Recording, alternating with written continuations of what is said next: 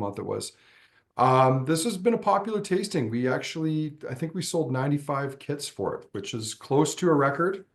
Yeah. I think we might have done one that was slightly larger, and we really couldn't make it any larger because we weren't going to have any whiskeys to do it. But a big part of it, as most of you know, was because we had these kits that came in, which were released on the 10th anniversary of the Kilkerran whiskey, or of Glengyle Distillery, if we want to be specific. The six tall round bottles that are part of this range that were a set that you originally had to purchase as futures. And I remember when I got started in the industry in about 2005, 2004. No, it was 2003. God, I'm losing track of time. But around 2003, 2004, if you bought a bottle of Springbank, there would be a leaflet in there where you could get an offer to purchase futures from Kilkerran. And they filled bourbon Yeah. casks, they filled Fino, port, rum, Madeira, and Oloroso sherry, 6 different types. And if you paid this fixed amount, you would get a bottle each of these whiskeys down the line. And it was a way of funding the distillery or the construction of the Glengyle Distillery. And I remember a few of these came in. My whiskey club bought one a bunch of years back for a tasting, which was kind of fun. But these were never really made available on the retail level. And for whatever reason, Andy from Gold Medal Marketing managed to put his hands on some and offered them up to us. And we've sold a couple, we've opened 2, and I think there might be one left, or at least there was last time I was in the shop. Do we still have one, Harmony? We have one, yeah. We have one. We have one left.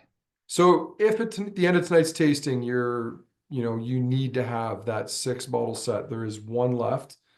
I am not expecting that we will see more. But you never know. Never say never. Yeah. I don't know how this is going to work.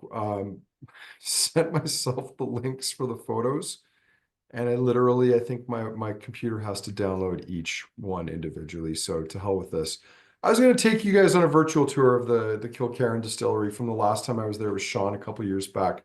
But instead, we'll just talk whiskey. We'll talk about Kilkerran, a little background on the distillery, which is, it's kind of like Springbank's little brother, often gets forgotten, maybe doesn't get the amount of attention that it deserves. But what's cool with Springbank, kind of coming around to the reality that they haven't made enough whiskey in recent years, is to get Kilkerran running semi full time, at least more often than it's been run for the first 20 years. The owners, J&A Mitchell Co., which until a couple of years ago was owned by Hedley Wright, the last living member of his family involved with the whiskey company, was a very cautious man. And I mean, I think it's easy to understand why he's cautious. If you want a reason for why he was reluctant to produce a lot more whiskey or to take on a lot of risk financially, look at where the whiskey industry is today, where you have 8 times more production than product being bottled in 2023. Like, that's an actual number. And I think he looked at things, took the long view. The business was making money. It was paying his employees a good wage. So why risk that by overproducing and then potentially not selling it? Now, I think we all know that on the other hand is a little crazy, because I think they could safely double Springbank's production and we'd probably still have to ballot it. Yeah, probably. That's and even though they have increased it dramatically in recent years, like I think Springbank alone is going to be somewhere around 300,000 this year. But Glengyle, like, they've been making until recently only about 30,000 liters of spirit a year there. And the reason for it was they were supplying the malt from Springbank, so they weren't buying or bringing in malt. And I believe they're changing that. There is talk of potentially putting in a maltings that would supply Glengyle down the road. But time will tell if that actually happens. But Springbank is a very traditional distillery, and they used to operate under the rule that you could only malt or distill, but you couldn't do both. And this is actually an actual rule that went back over 100 years. And I think it was mainly put in place to be able to keep better track of how much whiskey distilleries were producing. And Springbank was the last distillery to continue adhering to it, and they did it until as recently as a year or two ago. And that rule simply was, if you were malting barley, the stage to get your barley ready to actually make your beer from it, then you couldn't also be simultaneously distilling. And that's been a bottleneck for Springbank for a very, very long time.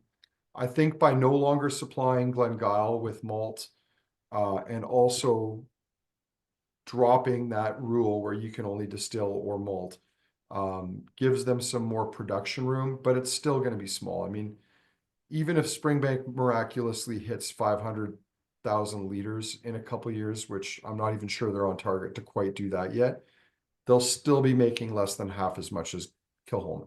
So a little bit of Yeah. perspective. We'd like to see more of it. But before we talk any more about Kilkerran, we've got 8 whiskeys here. We've got quite a bit to get through. I'm sure you're thirsty, even if, like me, you're just back from the Victoria, and Harmony for that matter, just back from the Victoria Whiskey Festival. We're going to start off with Kilkerran 10-year-old Bourbon Wood.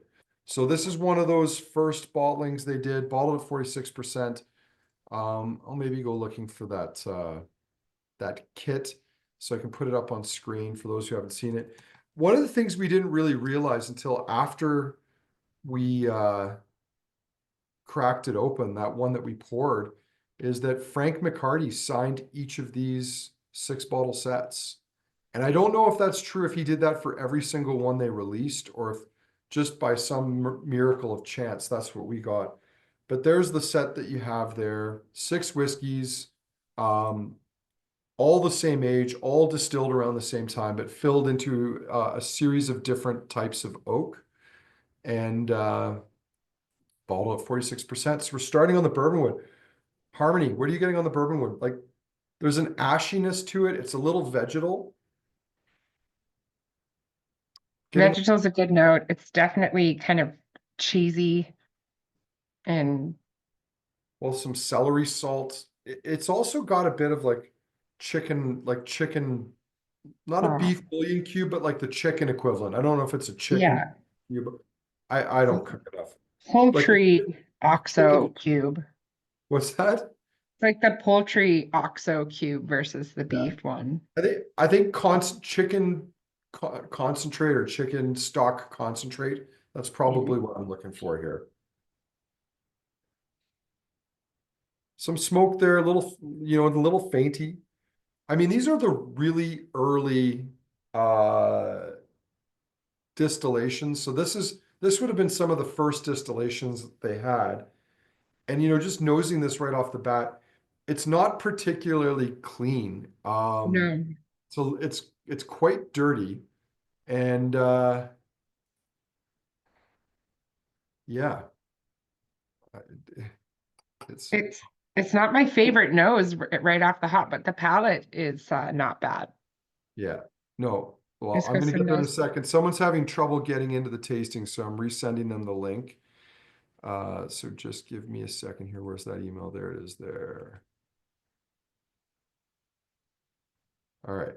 Just sent off the link to our one wayward participant who's been unable to join so far. So hopefully he's got it now or coming shortly. All right, Palette, I'm gonna come and join you on that.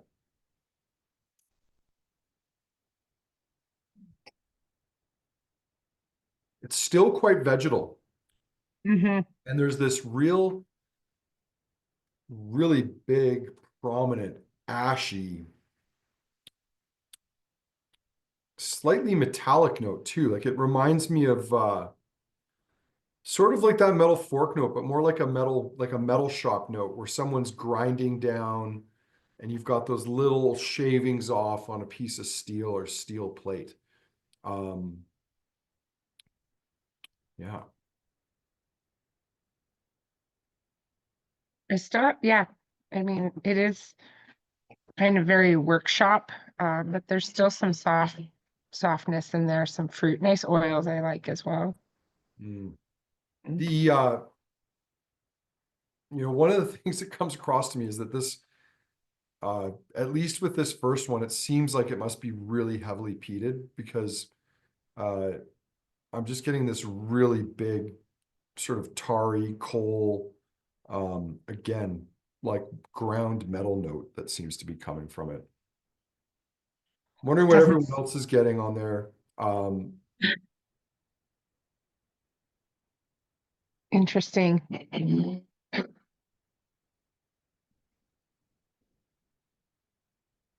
Well, maybe we should compare it to something else if that's yeah. What well, Shlomo saying tastes like whiskey. Plenty of other things going on, but it's just straight whiskey. Okay. Well, and it's young. Uh, I mhm. was kind of curious to see how these would go because they've been in bottle now for as long as they were in wood, which is a lot Mhm. of bottle aging. So we're moving on to the Fino, which is a very distinct style of sherry where the floor is on top. Um, you know, doesn't often come across as heavily sherried as other sherry styles like Amontillado or Oloroso or PX. It's got some nice color to it. And I know Harmony, we make quick comments on this. You were commenting on how much you were enjoying the range of colors that I we, was yeah. just pouring them out. It was like it was very fun. They're very pretty. Mhm, Lots of golds, dark ambers. mhm. Yeah. It's nice. It's nice to see that wave of color because sometimes when we line them up, it just ramps up from like pale to dark. Yeah. And I Or mean, to be fair, a lot of Kensington tastings were fans of the fairly pale, spirit driven, not overly heavily cask forward whiskeys. typically, yes. Shlomo clarifying his comments, 100% not in a negative way. I like it a lot. Matthew saying graphite, that might work. Green tobacco. All right, so the Fino one, there's some leather tones in there. Like I'm getting like kind of a very soft, plush leather note and some fruits and nuts. It seems And to have something similar to that unusual vegetal peat note.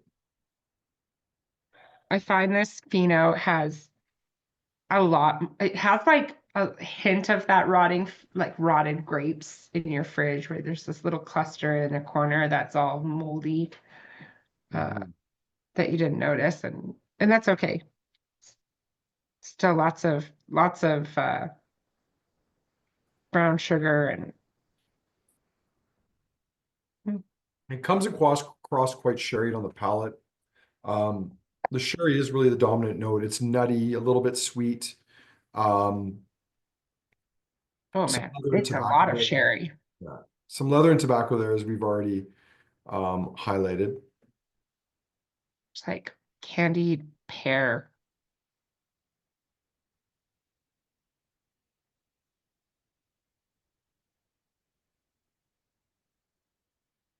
It's chocolatey, nutty.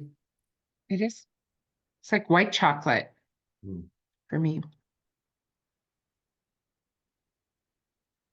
It's That's very interesting. interesting.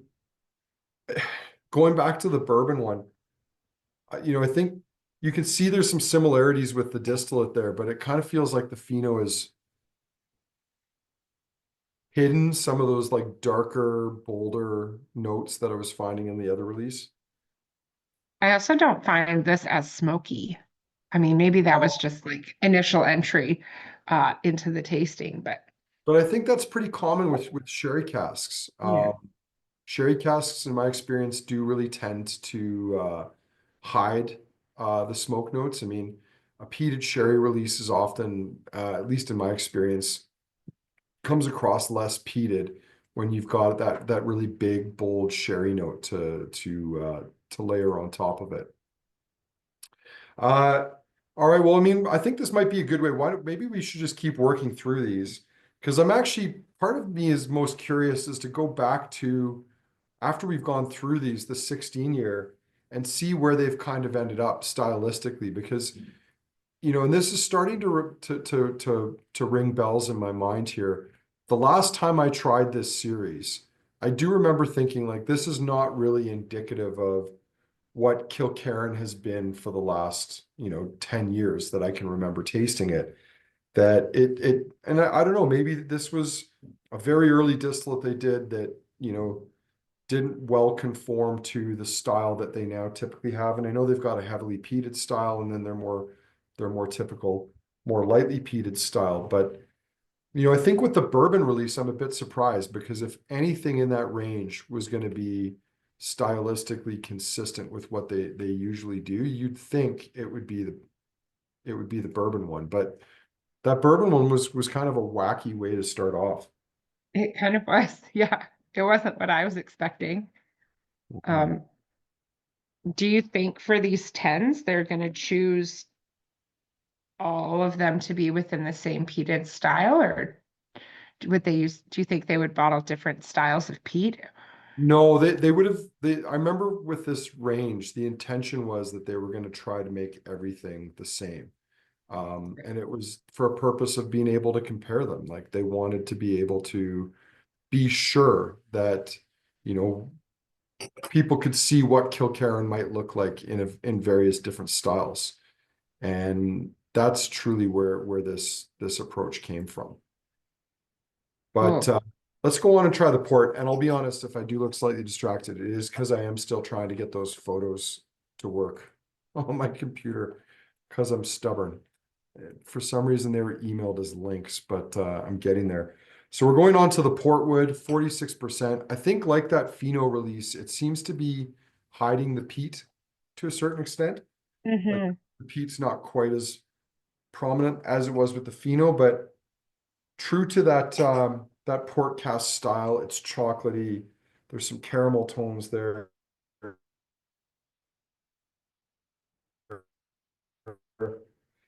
It's I think we might have lost you, some nice Andrew. kind of like macerated fruit. Oh, You're you cutting lost me out there. pretty hard. Oh, okay. Well, I'll make sure my Wi-Fi is turned off on my phone. I wonder if that's Let me me. know if that continues again. As I was saying, I just find it's very chocolatey, very approachable compared to the other two of the first three we just had. Hmm. Some dried fruits, like macerated dried fruits.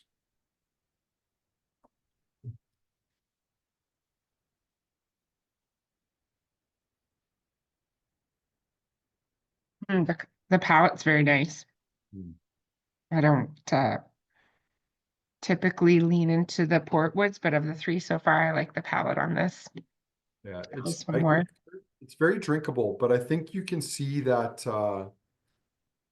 same note that I was, finding in some of those other ones earlier, that note of kind of that ashy, almost Metal. slightly metallic, like metal shavings note. Yeah, yeah. You can definitely, I definitely feel it more here. It's like somehow they melted the chocolate and the fruits on some sort of like you said, some like ashy, flinty metal. Mhm. Yeah. Very I'm almost drying.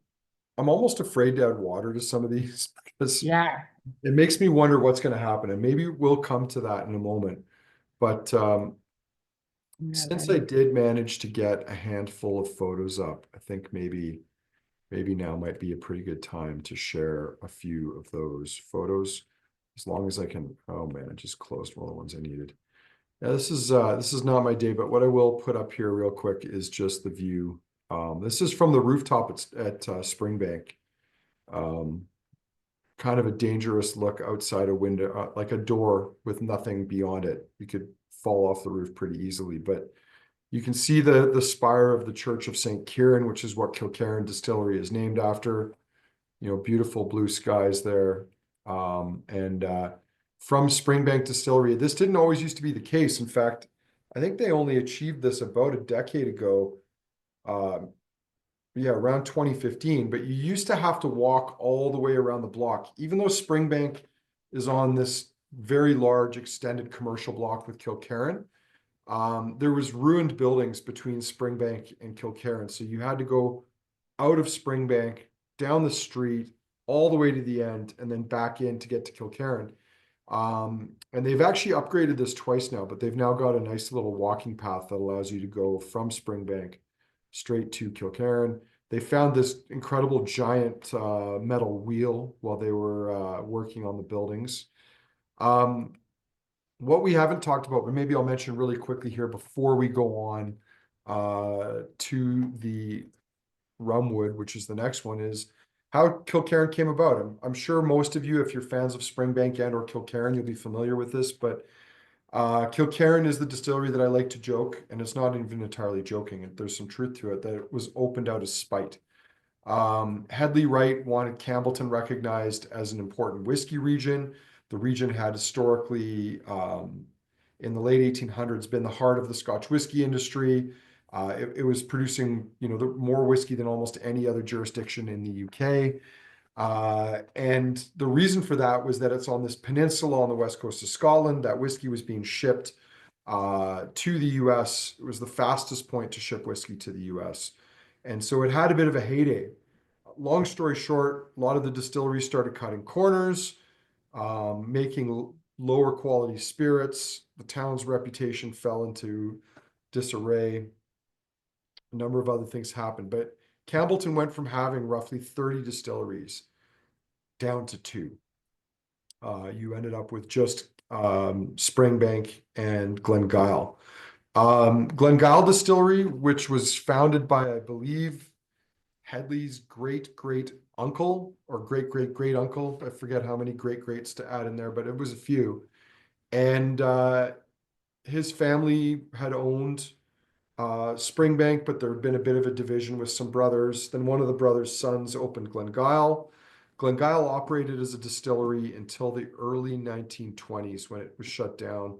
Prohibition in the US kind of did in a handful of the distilleries that were still clinging on in Campbeltown that had survived the crash at the end of the 19th century. The distillery then went into, the buildings were used for a number of other purposes. It was a gun range at one point in time. People would go there for target shooting. It was an agricultural co-op. But for the last couple of decades that the building sat there, the main distillery building, it was essentially a pigeon coop. And I remember one of my friends, Peter, who was at Kilkerran and Springbank around the time it reopened, which was 2004, said there was almost a foot of pigeon poop in the entire building. And Gross. some of this was fermenting and rotting, and it actually caused them some problems when they were trying to bring the building back to life. It took a lot of coats of industrial paint to properly whitewash it and get that white to stick, but they did. And the reason they did White of the this, glue, not white of like the bird poop, right? no, it was like more the mold and stuff under on the walls that they were trying to Good. that. Yeah, they weren't whitewashing the walls with the pigeon poop. That would be, I don't know That'd that be it wrong. works super well. It would also be incredibly gross. Although you do need pigeon poop, or it could come in handy if you're tanning leather, I think. Maybe that and some urine. I don't know how that works. It's best that we don't. But the reason they did this is that Hedley was really frustrated with the Scotch Whisky Association. He thought Campbeltown, given its historic role in the industry, famously having like the town had a ton of churches, and it wasn't because they were pious, but it was because each distillery sponsored a church so that the teetotalers couldn't say that there was too many distilleries in the town. I mean, it was this historic, fascinating place. If you've been there to this day, there's all these mansions on both sides of the loch built by the whiskey barons that made their fortune there in the late 1900s. There's these giant stone walls that are sometimes surround a single house. And what you realize over time is that those stone walls were actually warehouse walls and that the roofs came off. And whoever took over that property just simply decided to build their house inside it. And they had a nice closed courtyard around their home. So it's a really fascinating town. Hedley was really frustrated that the Scotch Whisky Association wasn't prepared to give them its due. And so he said to them, you know, the lowlands only have 3 distilleries and you count that as a region? And they said, yes. So he said, so if Campbellton had 3 distilleries, you would have to recognize it as a region. And they all said, yeah, Hedley, you're right. I suppose we would have to consider it as a region if it had 3 distilleries. So the meeting ended. They all went off on their merry way. And I'm sure most of them didn't think another thought about that. But right after the meeting, Frank called up his own distillery manager, um, or Hedley called up his old distillery manager, Frank McCarty, and said, Frank, is that building around the corner still up for sale? And the building he was referring to was the old Glengyle Distillery. And Frank said, yes. He said, okay, buy it. We're going to open another distillery. So that's why I like to joke that Kilkerran or Glengyle, to be specific, is the only distillery that was ever opened out of spite, because Hedley wanted to settle an argument with the Scotch Whisky Association, and in the end he won. It's now a whiskey region. There are actually a handful of other new distilleries under construction in Campbellton at the moment, so it may have as many as 5 or 6 distilleries in a year or two. And even Springbank, I think, was musing about the possibility of building a small test distillery. But some of this is a little crazy because, as many of us know, the industry is going through um, some interesting times right now, and it'll be interesting to see how long some of these new distilleries last, because there's a bit of a glut of production. Should we move on to the rum cast and give that a whirl? Yeah, yeah. I'm actually enjoying this Mm, Rum Wood all right. cask whiskey. Well, I'm going to join you in it now. It smells like very sweet compared to the first three. Yeah, it does have a little bit of a sweetness to it. Still has that ashy note to it, but on the palate, it matches more closely than, for me at least, what I was picking up on the other ones. And the palate has tons of honey and those Demerara sugar, and just Mm, very fresh. And I really like it. I was worried about this one, to be honest. yeah. I mean, it comes across, it's not that much different from, I mean, when you think about what rum casks are, they're bourbon casks that have been used to mature rum typically. Mhm. So you'd think there'd be some similarities there. And the bourbon one's actually softening a little bit. It's just that time and glass is opening it up. You're right. I find this is shy. It's sweet. I'm finding it a little shy. I'm finding it hard to get a lot of notes out of off the nose, but there's definitely some nice caramel tones there, like some salted caramel. There's a bit of peat and a bit of spice, but not off the bat. I'm not getting that same sort of tarry, ashy note that we were getting with some of the others. No, to me, it's a little bit more just like a faint, like yeasty beer note Mm.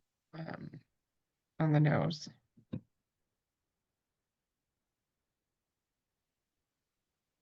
Did you try it yet?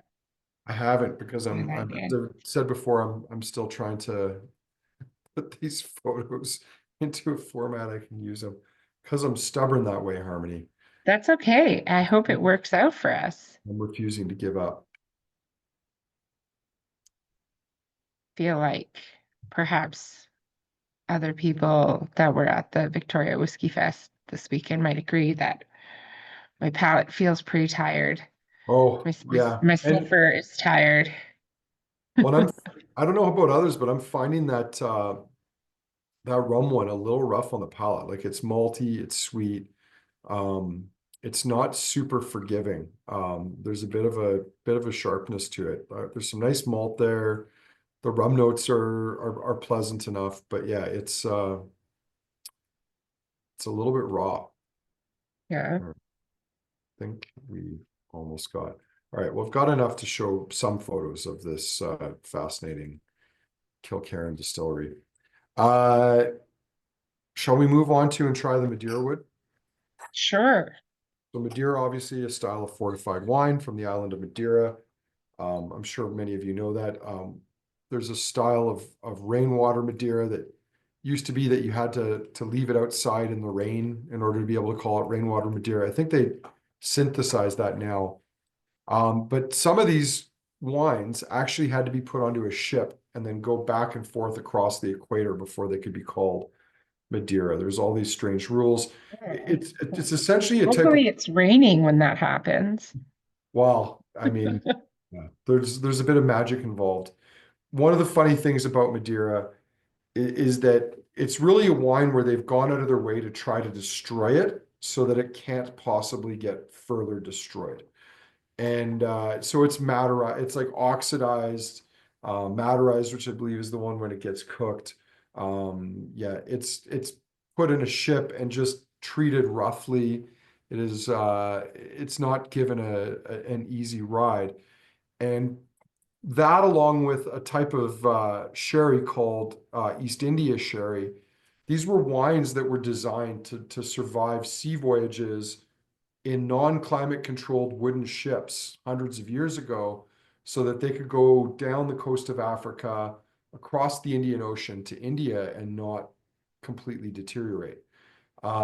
So Madeira is fun. It's one of those wines where you can open a bottle of Madeira and you can put the cork back in and you can come back to it in a year or two, and it should be almost the same as it was when you Wow. put the cork back in a year or two ago. Now, it won't obviously last forever. Uh, I I do didn't find know that. Madeira, you tend to get a lot of like sweet spiced notes. There's some similarities to sherry, but also some distinct differences as well. And I guess the last bit of that is that the wine has to be made on the island of Madeira in order to be Madeira. So, hmm. OG Degenerate says this is a flavor bomb. There's some real funk to that one. There's lots of spice. There's some nice decadent tones, some citrus and apple. For first pass for me, that's a contender for the best one so far. It's a little Yeah, unbalanced, like it's a bit rough and raw, like it's a rough and ready whiskey, but the flavors there are flavors are great. so far ticked all the Mm. boxes. So that's a pleasant surprise because I thought for sure the bourbon one would be like just this classic, lush, great place to start. And to be honest, it was a bit disappointing. Yeah. Shlomo is saying spank me, Kilkerran. Uh, some of us like it rough. Yeah. Rakesh, it's a little funky on the nose. Yeah, it does have quite a funk to it, which is not entirely surprising. That can happen with uh Madeira casks, but I think a big part of it is also how they make it. Springbank makes a very traditional style of spirit, peated to about 8 to 10 parts per million. The fermentations, my recollection is, are relatively long, because Springbank's not trying to rush things. I think if there's one thing that J&A Mitchell Co., which is Springbank, Glengyle, and Cadenheads, and some other bits and bobs, there's one thing that you should know about that. It's that they're never in a hurry to do anything. And that should be overly apparent about things. Except for building that third distillery. They- Well, if they do build a third one, I mean, the Glengyle that they built, which was their second, and I know it confuses people because in addition to Springbank, you have their other labels, Longrow and Hazelburn, which are all just produced at Springbank. Yeah, they built Kilkerran, to be fair, in a hurry. That one they put together. I And meant actually, that. I meant that one to be the third distillery yeah. in So they Campbelltown. actually, what's interesting there is that the stills, they had to be adapted, but they came from the Ben Wyvis distillery, which had been part of Invergordon in the Northern Highlands. The reason that they got those stills is that Frank McCarty had worked at Invergordon and he remembered the stills at Ben Wyvis. And I think they might have even gotten them for free. Like there wasn't much demand at that point in time. The industry was just really starting to recover. It wasn't really going into growth mode. And so kind of, a nice little treat there that the stills were recovered. They were able to repurpose them from Ben Wyvis. The mill came from another distillery. For some reason, I have in my mind that it might have come from like Craig Illicky, and Craig Illicky was in the process of upgrading and wanted a new mill. So they offered to sell theirs for a fairly reasonable price. But yeah, after we do one more whiskey, I'll show a few more photos. and go from there. But that Madeira was really kind of showing quite well there. So what do we think about the Oloroso? Uh, and to answer your question, Rakesh, there are several new distilleries planned there right now. I believe the guys from North Star Spirits are in the process of building a distillery. So are the guys who own Rasse, Isle of Rasse Distillery. So there might even be, yeah, and there's another one. Uh, yeah, there's another distiller. There's a lot of things in progress right now. It does beg the question, how many of them are needed? Um, because the industry is, yeah, as I mentioned before, in this bit of an oversupply position. Anyway, very nutty, very dry on the Oloroso one here, which is not too surprising. Kind of trying to tell if that same kind of ashy, slightly metallic peat note is there, but I'm not really sure. There's I some, would say so. There's definitely similarities in all of these for mhm, me anyway. some nice creamy multi-tones in there too.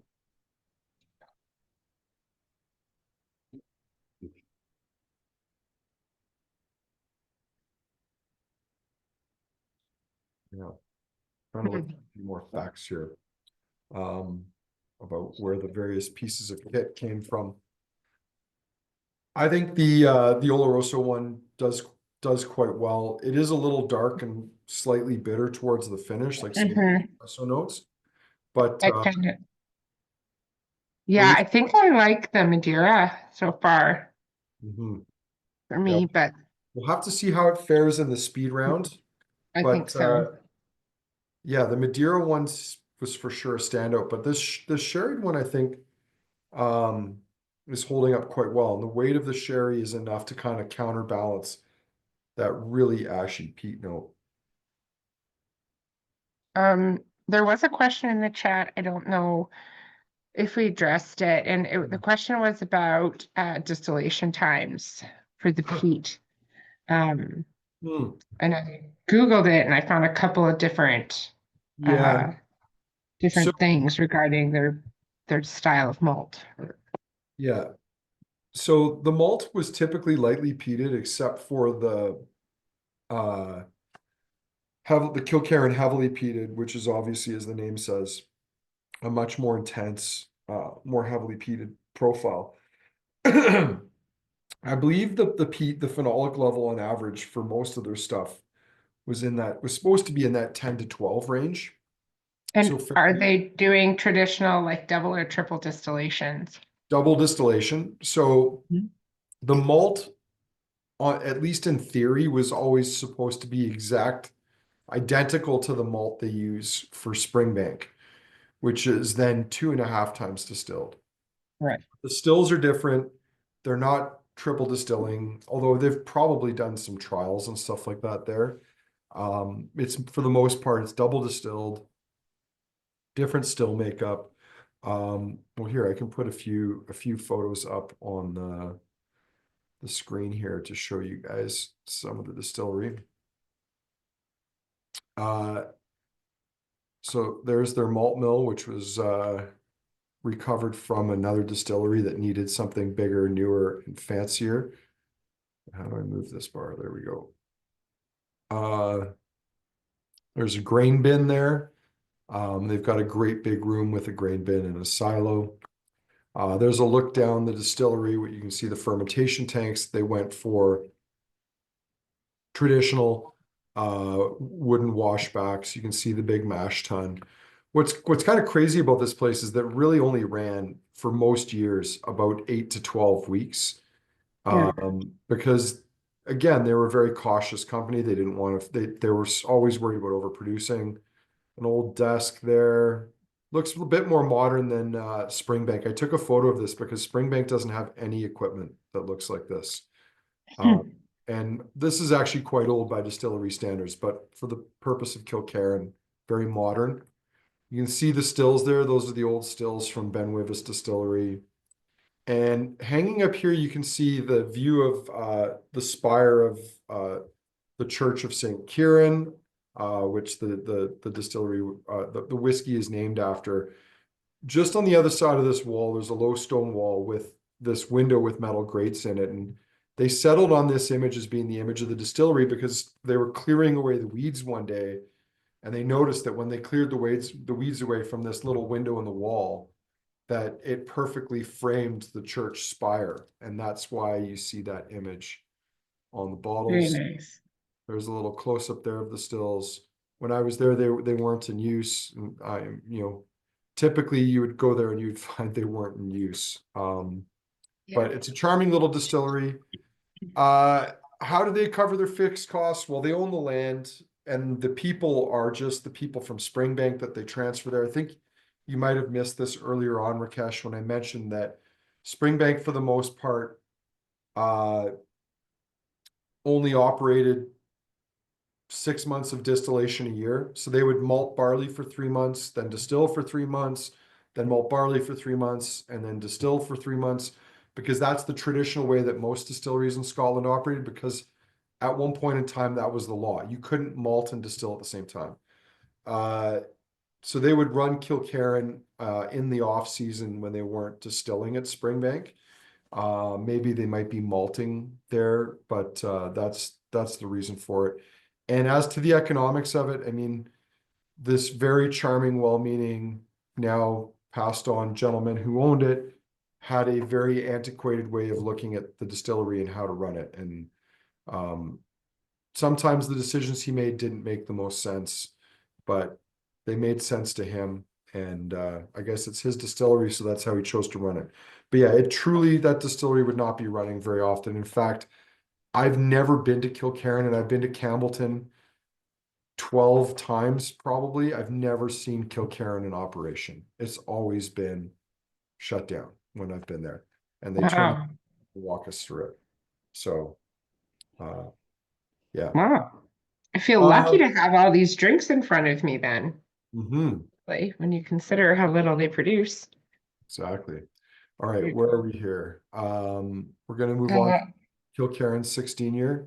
yeah, I think this is the one you've really been looking forward to, at least the last two. Nice. Well, when we put this tasting together, I think we had a thought that, oh, we should probably put the 12 in as a baseline, but we really wanted to put the 16-year-old in it. And then the other challenge that we came across was that we really wanted to include the single cask that was done for gold medal marketing. Because I think that's probably why most people are on the tasting tonight, is that they really wanted to try that whiskey. And so um, I that's just like to try things that are in the lottery because those are hard to win, but these are usually easier. The tastings are usually easier to get your hands on. However, I do know that this tasting double sold out very quickly. Mhm. Okay. So Kilkerran 16, because it's not on our website, because we only ever sell it by ballot, I will put it up on the screen here from the Kilkerran website. But I'm fact checking one final detail before, because they don't even mention it on theirs. I believe the Kilkerran 16 is predominantly bourbon with some sherry cask. It used to be most of the Kilkerrans would be in that 70-30 range in terms of the cask makeup. Yeah, 70% bourbon, 20% sherry, and 10% rum for the Mm. particular batch that we're looking at here. So that's the cask makeup. But back to the distillery site, let's pull the Kilkerran 16 up here and give it a nose and taste and see what we all think. Because I think we've got something quite a bit softer, like it's matured nicely. There's some nice fruit tones, some nice decadent notes. It's lush, toasty. You can see bits of the different cask types that are in there. The bourbon, Hmm. the sherry, and the rum. Well, maybe not the rum. Rum's a really hard one to pick out. Yeah. Oh, here you go. This is why I missed it. They have a visual graphic of it. They didn't spell it out, but there's your approximation of the different levels. And then this is more like lightly peated. So again, in that 10 to 12 ppm range, bottled at 46%. But yeah, what do we think? What do we think about this one, Harmony? Oh, it's lovely. I love the like kind of mellow smoke, lots of tropical fruit, red fruit. Mhm. Mm, yeah, it's kind of creamy at the same time. So I did notice that Max asked in there, what year is this? I'm pretty sure this was a 2024 bottling. We don't have the bottle in front of us, so we can't check the laser code, but pretty confident that it would have been because we only got this what just before Christmas. Yeah. So likelihood is that it's probably a batch from mid 2024 would Mhm. be the best guess.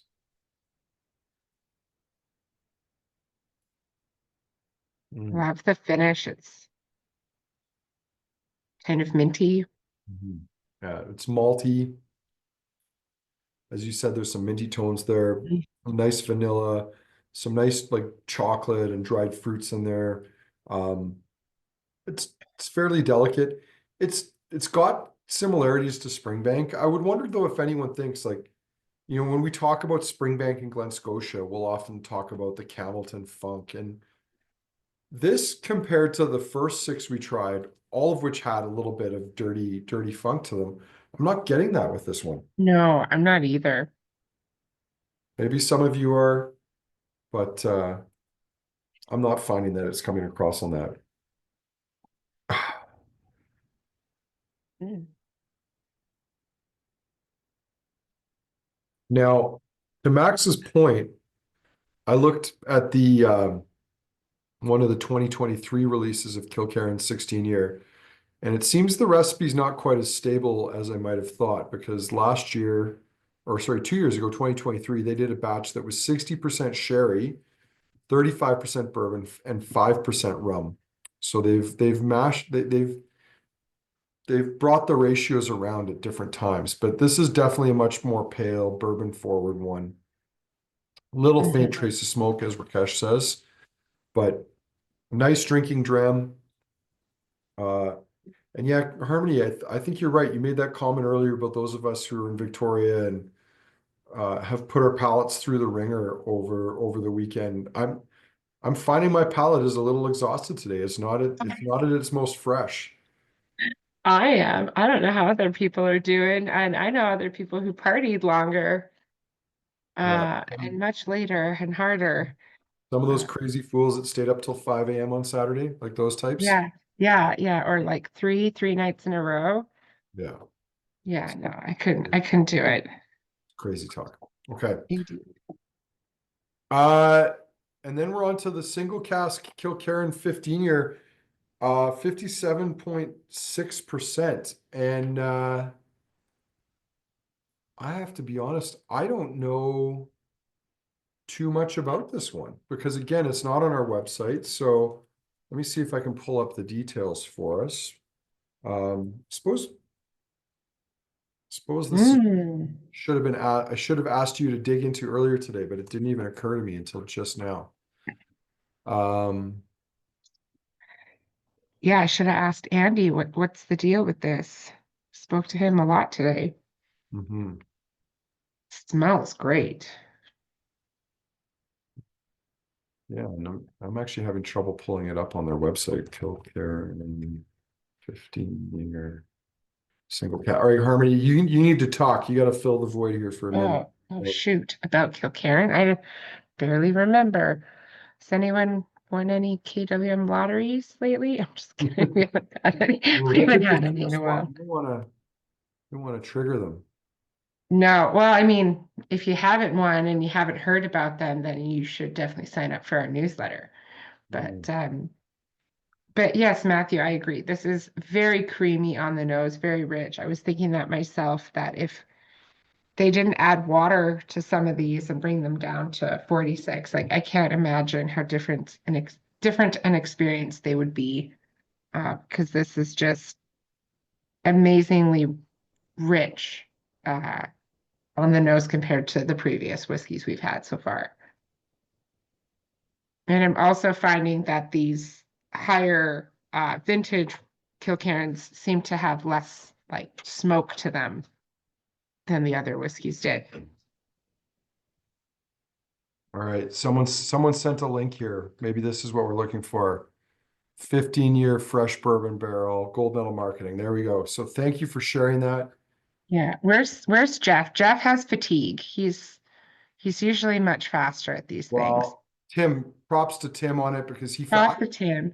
the search on Whiskey Base I found has not been as reliable as it used to be for finding stuff like this. But there, we'll pop it up on screen. 15 years fresh bourbon barrel, 2009. This was a 20th anniversary single cask bottling. Just 200 bottles came into the market.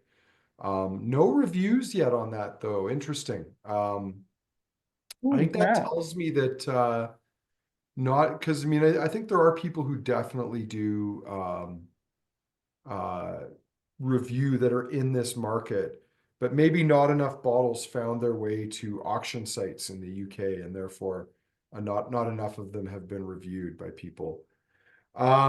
Yeah, this is one of the whiskeys why one of the reasons why we did this tasting was to present this whiskey, but also because we're going to be able to offer participants in the tasting a chance to get it. We don't have anywhere near enough for everybody to get one, but we've got a Mhm. decent amount so that your odds will be much better than they will have ever been in another ballot because we're only going to make them available to you guys a little bit later on. It's really thick and creamy. Um, some nice notes like apricot, melon, a bit of citrus as well. I'm finding it like leathery and more peppery. And I know someone had brought this up earlier with one of the whiskeys. There's like a little Sharpie note, and I'm getting that as well on the finish here. It's Also a a little, little like licorice. mm. It's quite sweet, very creamy, Sweet. some nice spice tones, some nice fruits. Mhm. I am finding for my poor abused palate and esophagus a little sharp, but that might just be me that I'm a little weak today after too much fun, too many nights in a row. What we could do is go back through and do our little speed round here and see how all these other ones have fared. They've all had a bit of Sure. time in there, and then we can talk favorites. So going back to that bourbon one, that sort of really rough peat metallic note seems to have faded a little bit. It's not quite as prominent as it was originally.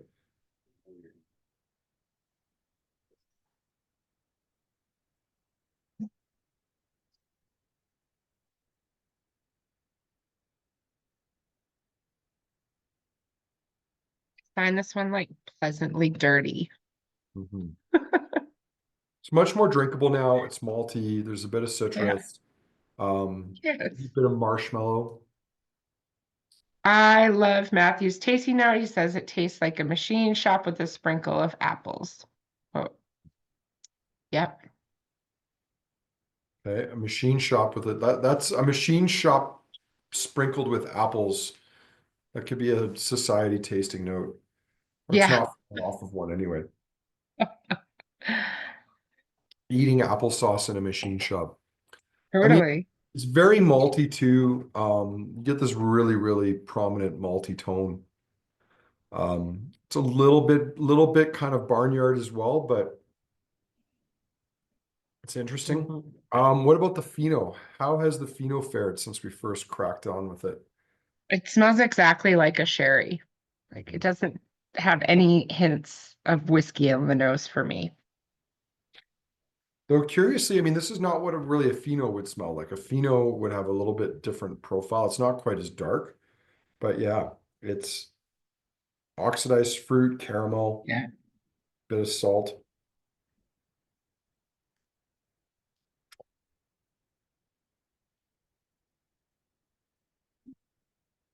Yeah. Salty fruit for sure. It's musty. Like if your Glen Talker's dank sherry note could transfer to a Fino, that's what this is for me. It is a little bit dank. But to Yeah. be honest, it's mellowed. Like I found these really rough the first time around, and I found that sort of metallic peat note a little unpleasant, but it's either burned off or my palate's gotten used to it, or a combination of the two. Um, but it's drinking better than it was, I think, the first time around. So that's it's gone up a couple of notches in my esteem. Matthew says salty drying plums, and Will says it's aged very well. A blueberry plum compote with dark toffee. I like that one. And Yeah, it's kind yeah, of like those like chocolate dipped or like chocolate covered blueberry or acai berries. It's kind of got that kind of a note to it. What about the portwood?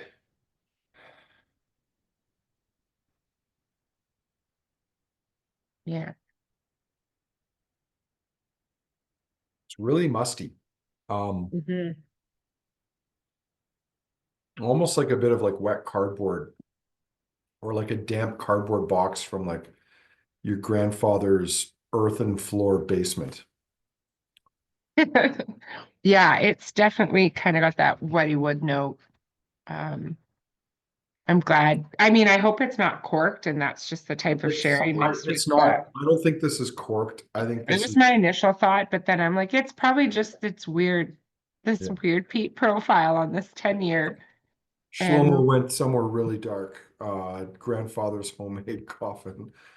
Um, the yeah, it's just, I mean, port casks have that tendency to be very, very musty. And I mean, they tend to be very old. You know, we've talked about this in other tastings where, like, having gone to some quintas in Portugal and asked about their casks, they talk about how they don't replace them. Like they replace staves. If one stave goes, then they'll recooper the cask and just repair it because they want these dead wood that's not going to impart anything Mhm. on the wine. And that often will reflect itself in the whiskey is you're just getting like faint traces of port wine, but the oak's not really giving it much. It's faint. Will saying the nose is better and the tongue seems to have a lot more cedar and oak. Mm. Someone wasn't partying hard all weekend. His palate's fresh and vibrant. Mhm. I don't know, there's like a bit of tomato paste and like, kind of, I don't know if raisins can go bad, but it kind of like slightly is as if raisins could go bad. It's funny, the first time around, that was my favorite of the three.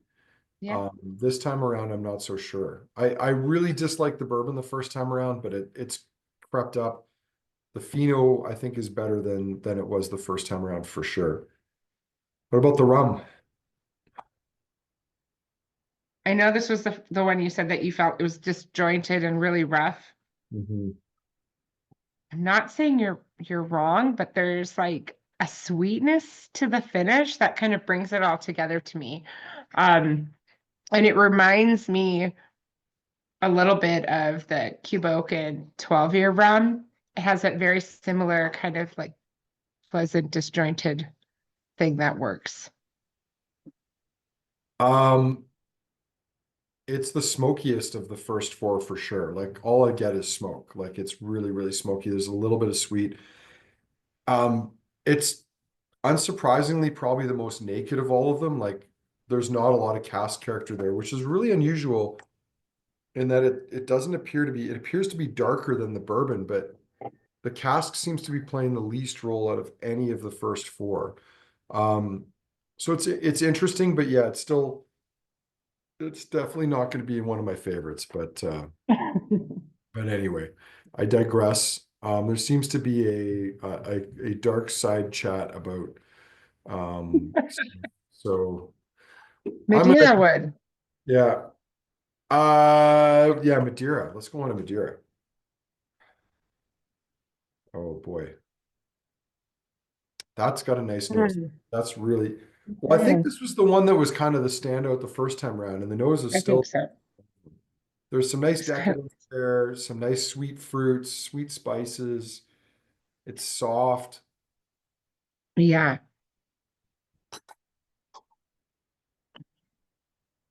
Oh, Mm, that's pretty. I mean, it's still great. that's really good. It is Yeah. continuing to punch ahead for the series of six. All right, and I love back the to the like black like really dark chocolate, and if you're eating dark chocolate and like root beer at the same time, for me, yeah. that's what It's I'm getting out like of this. old-fashioned European candies for me. So like if you go into like a, Yeah. you know, German, Dutch candy shop, it's like that's what it makes me think of. Uh Yeah, there's chocolate. the Oloroso one still very nutty, dry.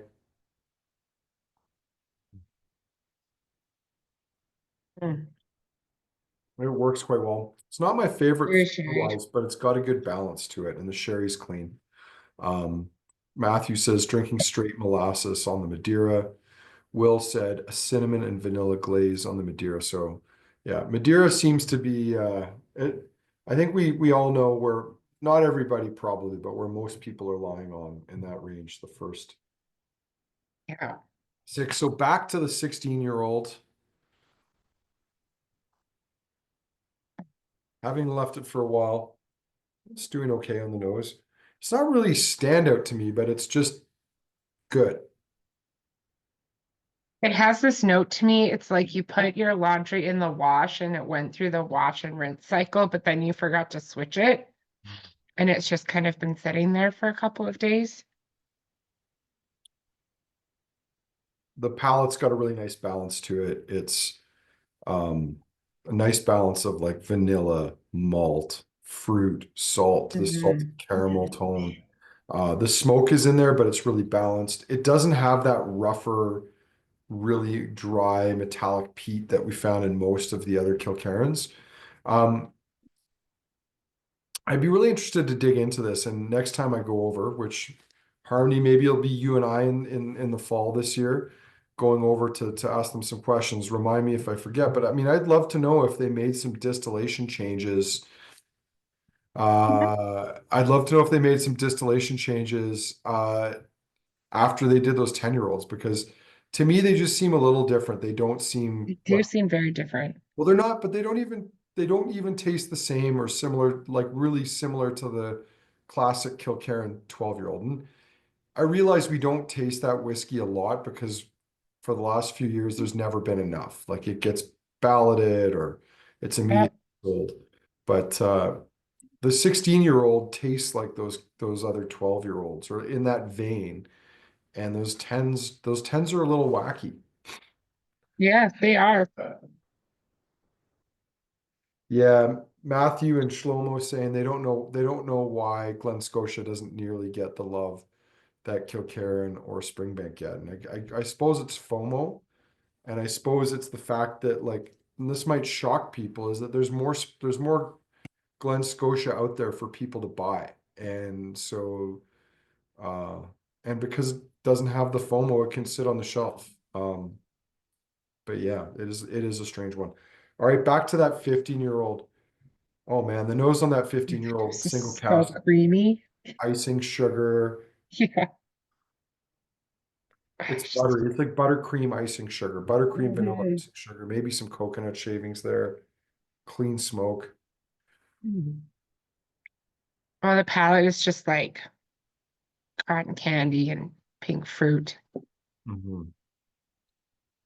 Oh, winner, Yeah. That's winner. got some Campbellton funk on it though, for sure. You wanna try? All right. Well, there's our range. I'm gonna fire up the poll. Evan did a pool for us. He did, and he asked 3 questions, so we'll have to see what his cheeky third question is. So favorite of the night, they're all lumped in there together. Second favorite, and then the third question is um, untitled question. Okay, so there's only 2 questions. Ignore the third Yes. question because there is no third question. Maybe he's trolling us tonight. I don't know. Or maybe like you and I, Harmony, he's just simply a little bagged from the weekend from all the. Perhaps. Uh, Well, let's see if it ties or if there's a clear winner on question three. yeah. Uh, So while you're voting, quick little roundup on this. As I said, I just got home from Vancouver this afternoon. We will be sending out an email tomorrow morning for everybody who bought kits for the tasting with details on the ballot. We've got bottles of Kilkerran 12, which we didn't taste, the 16 and the 15. If anyone really loved that set of 10-year-olds, there is one left for sale in store. I'll put the link in the chat here for you. But there you have it. And if you bought tasting kits for friends or spouses or something that to that effect, please feel free to share the link with whomever you bought tasting kits for when we send that out tomorrow morning. The only but is please don't send it to anyone who is not part of the tasting because we will read them out.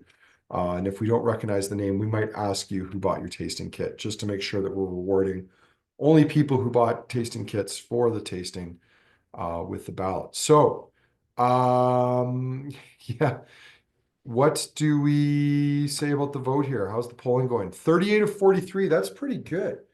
39 now. So for those four of you who are still straggling there, you've got, we'll call it 30 seconds until we kill the vote. Maybe what we could do, Harmony, just while we're waiting for a few of those stragglers, is just mention tastings. We've got Neelish from Amrood in store tomorrow. So if you're in Calgary and you feel like doing another tasting, come to the shop tomorrow night. You can meet Neelish, who is the new what's his assistant business development manager in North America.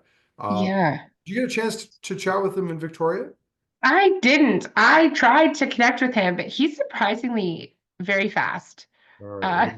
Uh, I did have a nice quick chat with him. I even took a photo with him that I meant to send to Ashik, but didn't get around to, so I'll have to try to do that tomorrow. There's nice. also still some tickets left for the Burns Bash, our whiskey festival on Thursday. And we have a couple of treats for that one too. We have some Springbank 15, some Long Row Envy available for Hmm. that tasting. So if you're in town and Yeah. like celebrating with us, we've got a bunch of other tastings on the website, but I'm not going to bore you with those now. Yeah. Let's kill the poll and see how our votes went tonight. So Mhm. let's share this. The results I'm tasting. I'm happy with the results, and I only say that because sometimes, I mean, the chat can be very dominated by certain personalities. And so not everybody who's tasting, we're not often hearing their opinions and their thoughts on the whiskeys. And then we deem our thoughts law. Oh, not everyone's enjoying the bourbon. Let's move on. And then finally someone's like, I loved the bourbon. Um, but I think this time the poll kind of reflects what we saw in the chat and our personal feelings. So it's kind of interesting.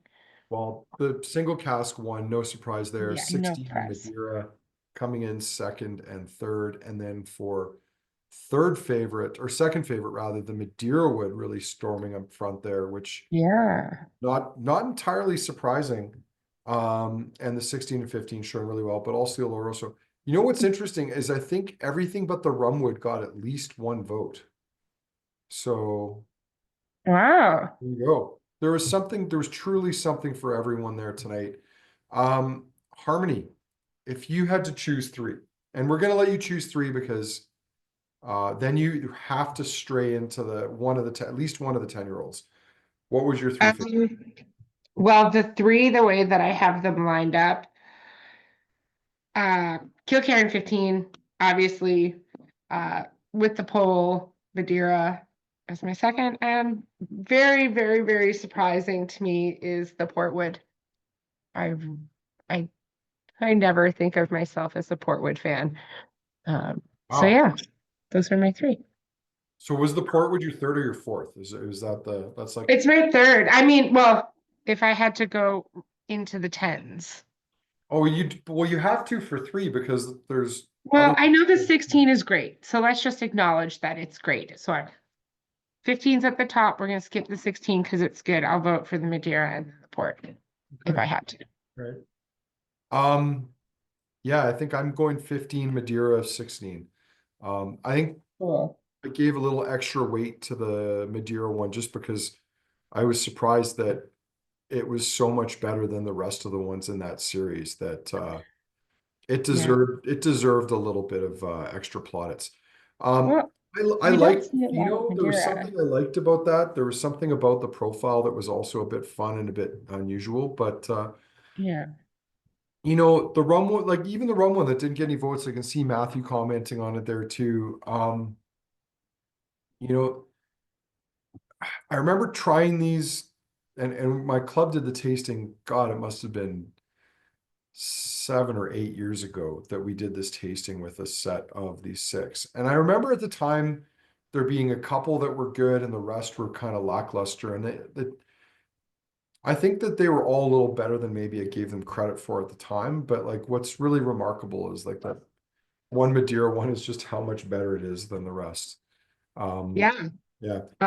Part of me wonders if all of the cask, if all the casks came over in the same way, like were they all wet, rinse, STR'd, and filled, or were they all dumped, filled the same day, or did some sit dry?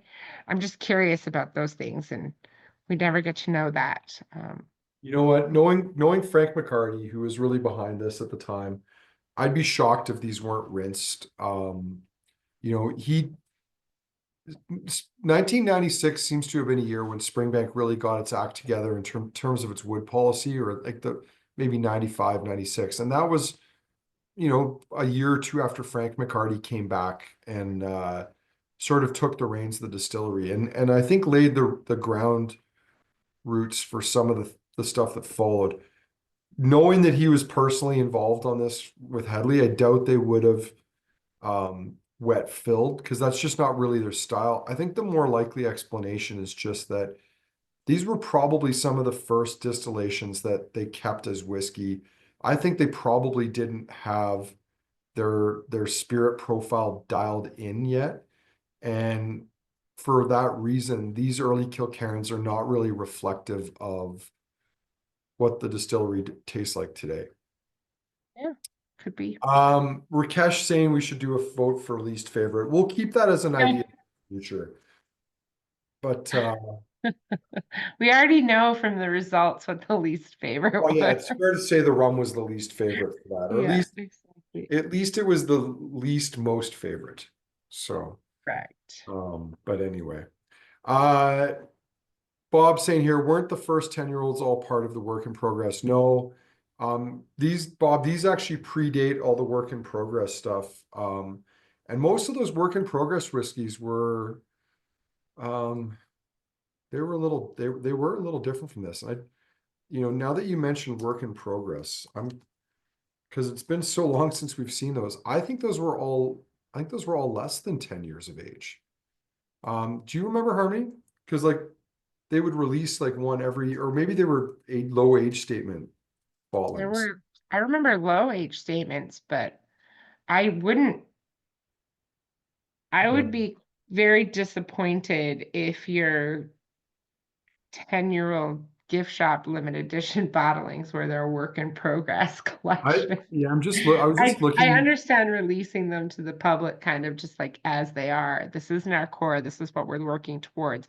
Give Yeah. us your feedback and we can adjust. But I mean, No, because even like I'm just looking at this now, the first work in progress release was a 5-year-old. So I oh, think they were nice. doing that to the work in progress series, if I remember, was to work its way up to the 12-year-old. Because I think Kilkerran had said they were going to release a 12-year-old rather than a 10, because Hmm. that was the arbitrary number they decided to settle on. And I think part of that was because they wanted to differentiate themselves from Springbank, which does Yeah, start.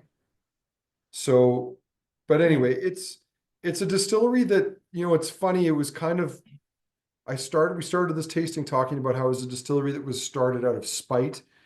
And in a way, it kind of would continued to be run as such because I think it's fair to say that it never really got the same attention or even remotely close to the same attention and care as a brand that Springbank did.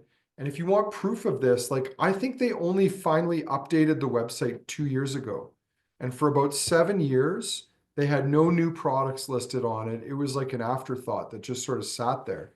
And I know this Wow. because I would go looking for details on their website and I couldn't find them because there was nothing there. And you'd be more likely to find the details of the most recent Kilkerran release in a Springbank newsletter than you would on the Kilkerran website. But I think that's Yeah. changed. I think, you know, with Hedley's passing and some changes in management, I think they've decided they're going to make more of a push and an effort for Kilkerran, which I think is a good thing.